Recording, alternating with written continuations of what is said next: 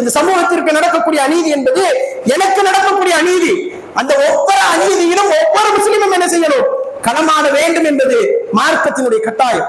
வக்ஃபு சொத்துக்களை பொறுத்த வரைக்கும் நம்ம சமூகம் என்ன நினைக்குதுன்னா, அது குறிப்பிட்ட சில பேருக்கு தானே, நமக்கு என்ன வந்துருச்சு அப்படின்னு நினைக்கிறோம். குறிப்பிட்ட சில பேர் யார்? உங்களுடைய சகோதரர்கள் இல்லையா? எத்தனையோ பேரை பார்க்கின்றோம், நிறைய பேர் அந்த மாதிரி வார்த்தைகளை பயன்படுத்துவதை பார்க்கின்றோம். வக்ஃபு சொத்துக்களுக்காக போராடுவது, அதற்காக சட்ட போராட்டங்களை நடத்துவது, அதற்காக கண்டனங்களை தெரிவிப்பது என்பது உங்கள் மீது கட்டாயம். அதிலே நாம் பங்கேற்க வேண்டும், நம்முடைய பங்களிப்பு கண்டிப்பாக இருக்க வேண்டும்.